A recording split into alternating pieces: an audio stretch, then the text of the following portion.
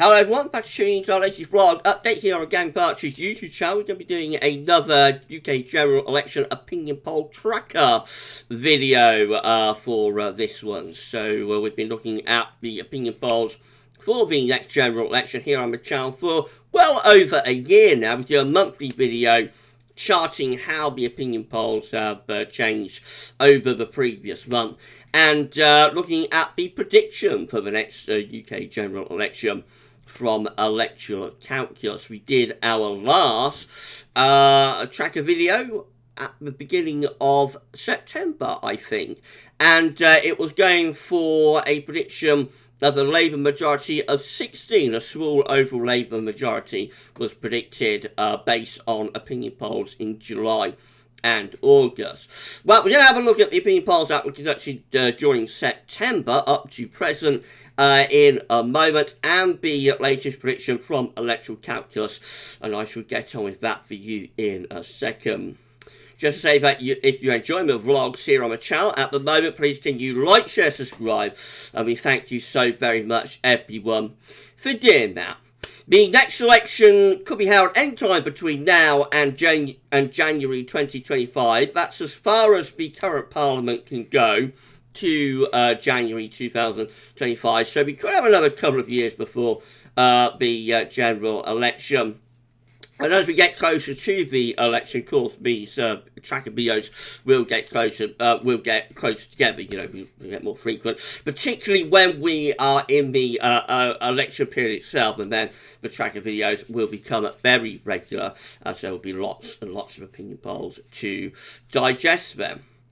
Right, so here we go then. Shall we count it down? The latest prediction from Electoral Calculus for the next UK general election in 3, in 2, in 1. And there it is. And Electoral Calculus are predicting now a Labour majority at the next general election of 292 seats over all other parties. That would be the biggest landslide certainly any party has enjoyed for well over a century, probably ever in you know, British parliamentary history. That would be a historic landslide of epic proportions. It would far dwarf by over 100 seats the Labour landslide of 1997. And it would be the most extraordinary result indeed. And obviously it is a huge increase in the predicted Labour majority from last month, when the predicted majority was 16. Now, you know, after opinion polls during September and the beginning of October, up to the 6th of October, the prediction is for a Labour majority of 292. Obviously, something very, very, very, very extreme has happened to the Conservative vote share and also to the Labour vote share. So I think we'd better get into this and have a look and see what has happened. So here we go then.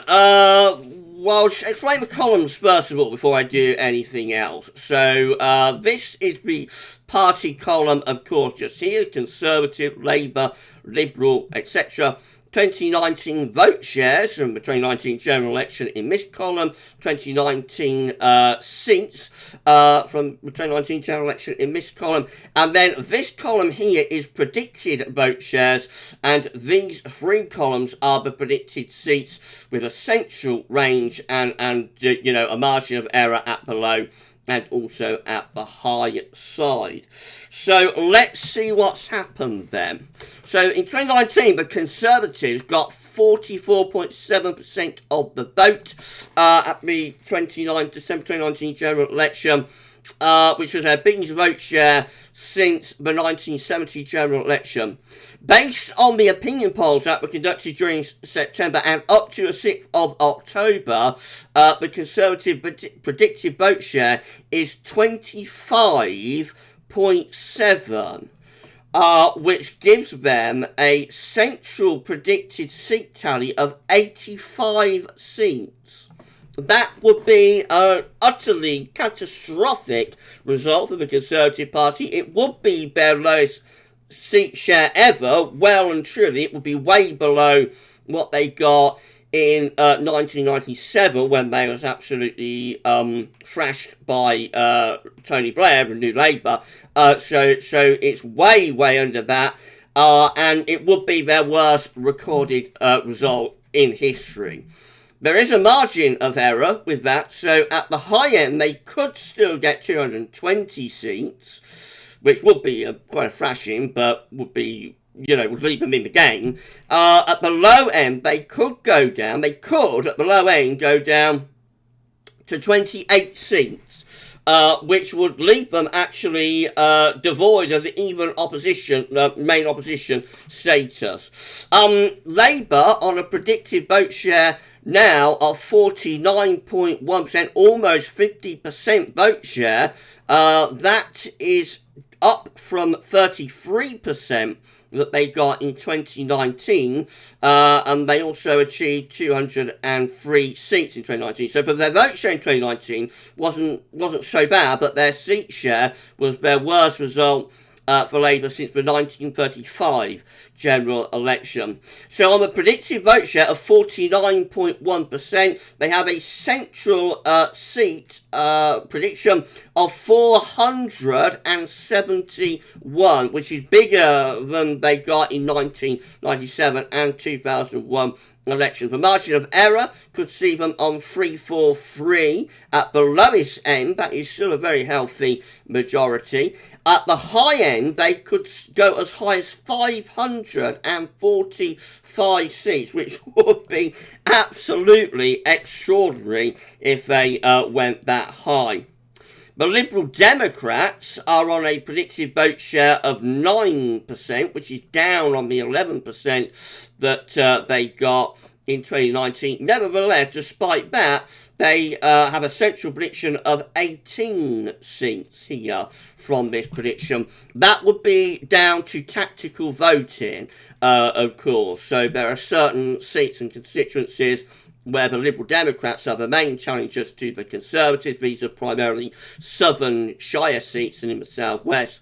And in those seats, there would be with such a large, turnout for Labour, there would be an expected tactical voting scenario going on in those seats where Labour voters will switch to the Liberal Democrats, and so actually, despite their vote share, their predicted vote share being down on 2019, their central prediction for their seats is up. The margin of error with that could see them as low as 8 seats. It could see them as high as 35. What is interesting with that is that the high end for the Liberal Democrats at 35 seats is actually above the potential low end for the Conservatives at 28 seats. So if the Liberal Democrats went to their highest end for their margin of error, and the Conservatives went to their lowest end for their margin of error, then that will see the Liberal Democrats replacing the Conservatives as the main opposition party to the landslide Labour government, which would be an utterly extraordinary development, and that's never happened in British political history. The Conservatives have either always been either the governing party or the main opposition party. As far as the other parties are concerned, so on this predicted vote share, Reform at 2% with no seats, with Greens on 5%, which is actually up on what they got in 2019. They got 2.8% of the vote in 2019. On this prediction, they're at 5%. Bear in mind, a general election, you will probably move at least a couple of percent of that 5% to Labour. So Labour, in reality, will probably be up on that 49% by at least 2% in a general election scenario, in a first past the post general election scenario. The Greens are expected to get 1 seat at the central prediction, at the high end 1 seat, and at the low end they could lose their 1 seat on this prediction. So despite being at 5%, the Liberal Democrat, the Greens, I should say, only get 1 seat. SNP are predicted to be at 4.4%, which could give them 52 seats on the central prediction. At the low end, they could go down 25%. At the high end, they could go up to 54. That is 54 out of 54 seats. Plaid predicted to be on 4 seats and others on 1 seat. So then, of course, we come down to the Northern Irish seats just there. So central prediction is for the Conservatives to drop to 85%, 85 seats on 25% of the vote. Liberal Democrats on 18 seats on 9% of the vote, and Labour by far expected to win the election on the current prediction at 49.1% of the vote, which is 471 seats, giving them an overall majority against the Conservatives and all other parties, an overall majority of 292 seats. Look how the dynamic map changes compared to 2019. So this also is from Electoral Calculus. So I've never shown you this before because the changes have never been overly dramatic, but this really is very dramatic. So this is the 2019 result. We've got Scotland, of course, up here. We've got Northern Ireland there. We've got Wales there. And then the rest is England. And big metropolitan areas are taken out. So London just there.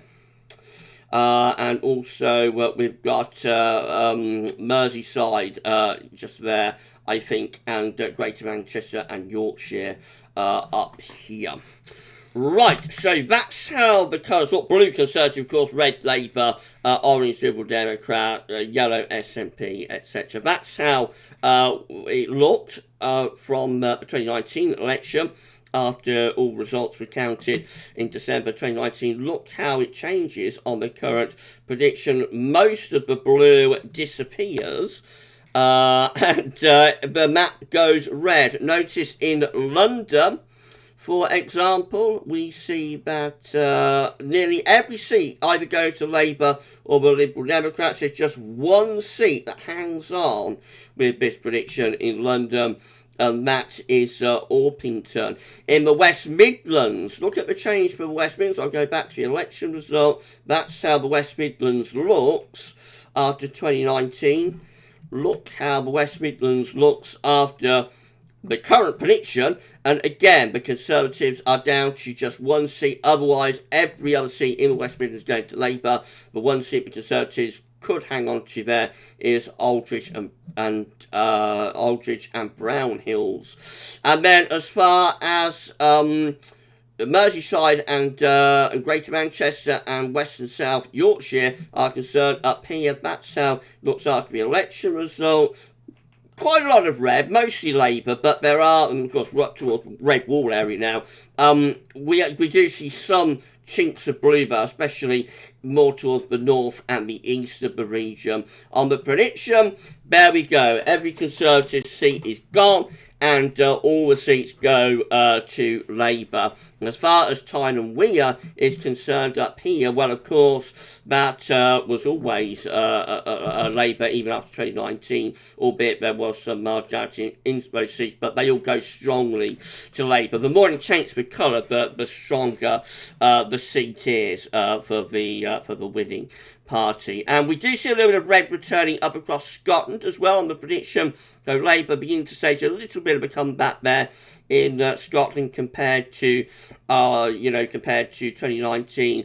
With the Conservatives, they've got a few seats in Scotland. They lose those on the current prediction. Over in Wales, so that's how Wales looked after the 2019 general election. Again, a lot of Labour, but some blue in there. Conservatives had an okay result in Wales after 2019. They got some seats there, But it's a complete wipeout for the Conservatives in Wales. It's virtually a sea of red, 1 or 2 seats going to apply, but most of the seats are going to Labour. So extraordinary prediction from Electoral Calculus, and what's happened? What's happened to cause that? Well, let's have a look at the opinion polls. So this is all the opinion polls that have been conducted from September up to now. Of course, we know that on the 5th of September, I think it was, Liz Truss became the Conservative Prime Minister, and then of course Her Majesty the Queen passes away on the 8th of September. So September is a very historic month, and then later on in the month they have their ill-fated budget. And so we can start here right at the very bottom. That's the first opinion poll for September from DeltaPoll, which had Labour with an 11% lead, 42% for Labour, 31% for the Conservatives. And that's kind of in line with what we've been seeing during the closing months of Boris Johnson's Prime Ministership. Nothing overly dramatic, a solid Labour lead, but nothing that would take Labour to a 200-seat and more majority. Later on in mid-September, for example, we have Savannah Conres just here. Let's draw the line. And that gives Labour a 12% lead. So Conservatives on 33%, Labour on 45% of the vote. Very solid for Labour, but again, nothing particularly dramatic. We have Conres on the 11th of September that has Labour with a 7% lead.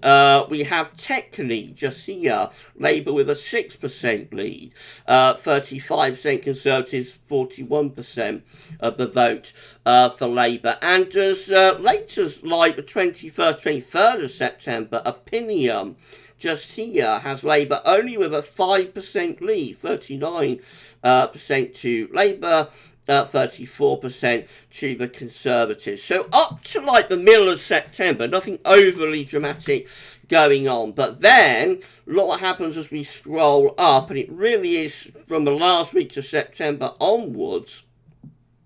But suddenly Labour gets this huge opinion poll lead, and this is after the budget, of course, or the mini budget, or the financial statement, whatever they called it. So on the 26th of September, Cantor found Labour just with a 5% lead.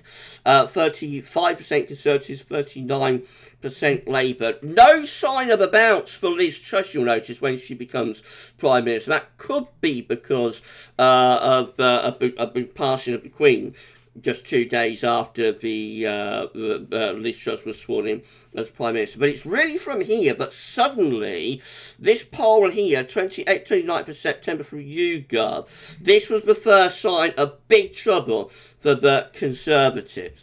So, Labour, 54%, Conservatives, 21%, overall Labour lead 33%, almost doubling what YouGov have found for them before. The previous YouGov poll, this one here for the Times, had Labour on 45% and Conservatives on 28%, which was a 17% lead. So quite a big lead even then. But virtually doubling the Labour lead with YouGov on this poll just here. And if things get a little bit worse, actually, then for the Conservatives. So we've got I don't know who they are. Omnisis. I don't know who they are, but they have Conservatives on 23%, Labour on 55%. So that gives Labour a 32% lead. We have Redfield Wilton, 5th of October, 2nd October. They both find the Conservatives, both polls find the Conservatives on 24%, Labour on 52%, and Labour with a 28% lead. We have People Polling, which shows Labour on 52%, Conservatives down to 20%. And Labour lead on 32%. So this is the reason that all of a sudden those about opinion poll prediction, about general election prediction from Electoral Calculus, all of a sudden that is going for like a 200-seat Labour majority. The biggest lead for Labour so far is still YouGov, just here, with the 33% lead. But, you know, it's quite extraordinary. I can't remember anything like this happening, you know, while I've been observing opinion polls, which is, I started getting interested in opinion polls in like the early to mid 1990s. I can't remember such a dramatic swing so over such a short space of time from like the governing party to the main opposition. We did have the situation in 2019 where the Conservative vote collapsed in the dying days of Theresa May's government, but then the Conservative vote went to the Brexit Party, or, you know, none of the above. No, you know, just staying at home, really, being uninspired by everybody. But this is a direct switch from Conservative to Labour, which will be raising huge alarm bells within the Conservative Party, I would have thought, and real panic. This is how the tracker is looking for the parties at Wikipedia. So we go way back to 2019 with this: Conservative in blue, Labour in red, of course, Liberal down here, Liberal Democrats, then Greens, SNP, and Brexit or Reform in blue at the bottom. So you see that in the beginning of this Parliament, 2019-2020, big old leap of the Conservatives, and Labour struggling down there on 30%, Conservatives going over 50%. Then through 2020, we get a narrowing of the Labour to Conservative gap before the Conservatives then pull ahead again in most of 2021 as we get the vaccine rollout and whatnot. Crossover occurs at the end of 2021 with Partygate, so we find Labour going into a solid, if somewhat unspectacular, lead through the early stages of 2022, and that's really the position throughout 2022 up to the last couple of weeks. And in the last couple of weeks, look what's happened. The Conservative vote absolutely plummeting. It's a catastrophic drop off the cliff, really, that, for the Conservatives, and Labour soaring up into the stratosphere. So again, I can't remember ever seeing anything like that from like the governing party to the opposition party in the space of a couple of weeks. The governing party going off the cliff, and the opposition going into the stratosphere. That is how the tracker looks for the 92 to 1997 Parliament. So the last time Labour had leads that were like 20-30% or more, and, you know, above 50% in terms of their predicted vote share. The last time this happened was during the final Conservative government in 1992 to 1997. So you can see at the beginning of the 1992 Parliament, Conservatives with a slight lead over Labour. Crossover between Conservative and Labour occurred in around September of 1992, Black Wednesday, and then Labour goes into a solid, if rather unspectacular, lead through 1993. Sadly, John Smith, the Labour leader, passes away around here in May 1994, and Tony Blair takes over, and that is when Labour starts moving up into a very, very large lead. So through 1994 and into 1995, we see a very large lead for Labour. Sometimes they go over 60% of the vote with their with their opinion poll vote share. Conservatives, they don't really drop though through that 95 to 97 Parliament. You know, for 1995 they stay relatively solid, somewhere in the mid-20s%. Occasionally they get down to around 20%, but you see, it's all a much more gradual process. The Labour lead that happened during that Parliament was a very, very gradual process. Nothing all that dramatic. It was very dramatic, you know, in terms of the Labour lead to the Conservative lead. So it was a really, really big leap for Labour, but it came on gradually. Whereas this is just like an absolute shot off cliff for the Conservatives, and it's very, very unusual. Haven't got much data in yet for Liz Truss's approval rating. So this is from YouGov. At the moment, we can see that she is very, very unpopular, though. So at the moment, they're finding that 71% think that Liz Truss is doing badly, 11% think that Liz Truss is doing well, and 19% don't know. As I've explained before, if a party or a politician goes under the don't knows for their well or approval score, then that is that's always really bad news. So Liz Truss, a very, very, very, very unpopular Prime Minister, which is quite extraordinary given she's only been in the job for like just over a month, but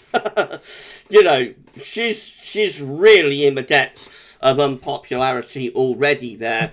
And as far as Keir Starmer is concerned, from YouGov's tracker, he is getting more popular while all this is going on. Albeit still not setting the world alight. I keep saying that, you know, he's not in the sort of popularity bracket that Tony Blair was in during the mid-1990s. It's the one crumb of comfort that the Conservatives have got.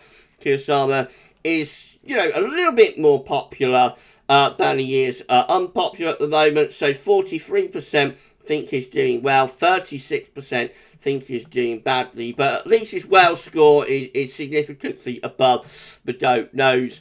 And obviously compared to Liz Truss, though, that's his main opposition. Obviously compared to Liz Truss, with 71% saying she's doing badly and only 11% saying she's doing well. Obviously compared to her, he is much, much more popular now. So the leader of the opposition, very much more strongly popular than the Prime Minister, as is the Labour Party over the Conservative Party. And that's the reason, therefore, that the current prediction has Labour on 292 seat overall majority. Extraordinary times, absolutely incredible times, and quite what's going to happen next, I don't know. You wouldn't think that the Labour lead can go much higher and the Conservative lead can go much lower, but we should wait and see, and we'll find out when we do our next tracker video in November how the opinion polls have developed through October. This gets us up to the 6th of October, so the prediction does get us to the beginning of October, but we'll see how things develop as this month goes on and what happens with that Labour prediction. Absolute landslide. That'll be the biggest landslide for one single party, I think, on record, if that came up. But we're a long way short, potentially, of the general election. And will the Conservatives have to change their leader again? I just don't know what's going to happen, but it's going to be interesting to see. Right, so we'll do another tracker video for you next month, and we'll find out what's gone on then. But for this one, Conservatives in despair, jumping off the cliff. Labour in absolutely euphoric in the stratosphere. For this one, that's all for now, and thanks for watching.